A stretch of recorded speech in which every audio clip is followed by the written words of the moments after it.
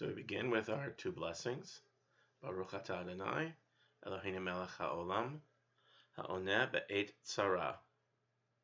Praise to you, Lord our God, ruler of the universe, who answers us in our time of crisis.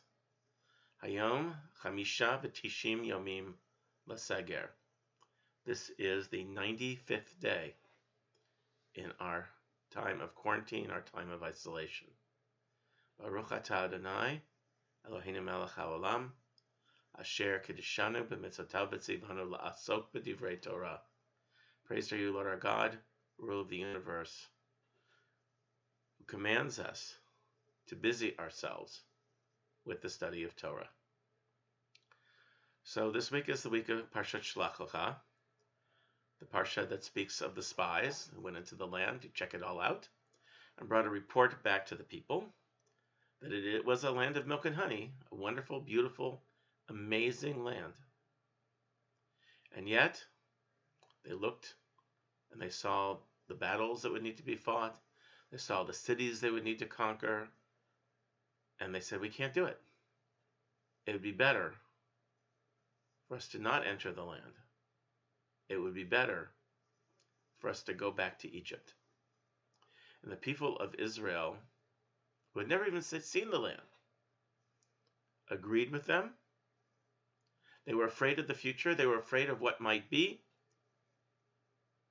And they decided to go back. They decided to go back to slavery. They decided to go back to bondage. They decided to go back to Egypt. Why are we so afraid of the future? Long ago, I read a story once about a woman who was diagnosed with a horrendous cancer. And she got her affairs in order, and then she committed suicide because she was unable to face the future that was cancer back in the 1970s. Today, of course, people live with cancer diagnosis, and more live every single day. But she could not face her future.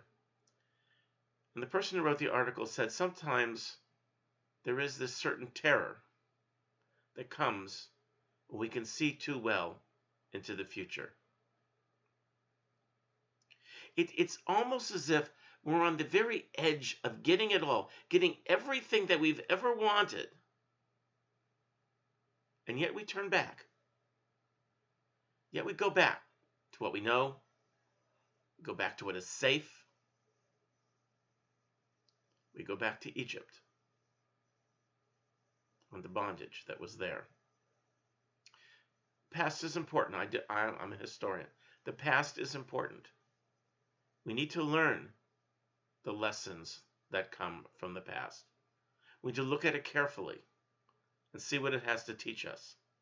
But you can't, none of us, it is impossible for us to live in the past. We can't live there.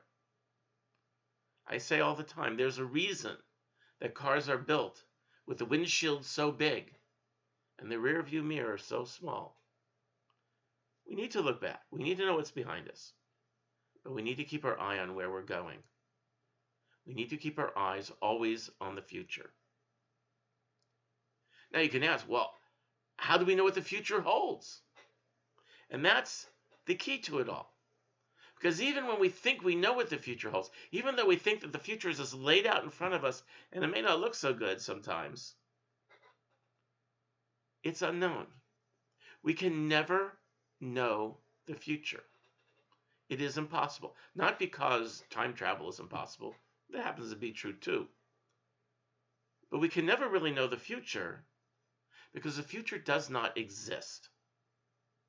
The future is always the result of the things that we say and do today. We worry about the future. We worry about the future of Israel. We worry about the future of this country, the United States of America. We worry about the future of this planet. We worry about the future of our faith, our Judaism. But what we do today, the decisions that are being made today, the decisions that we are part of making, will determine what our future is going to be. It will decide the future. It will decide what will be. It is how we look at policies and support or not support those policies. It's how we view elections and how we support or not support those who run for office and what they stand for. It is about how we look at climate change and what we're prepared to give up and to do in order to protect our planet.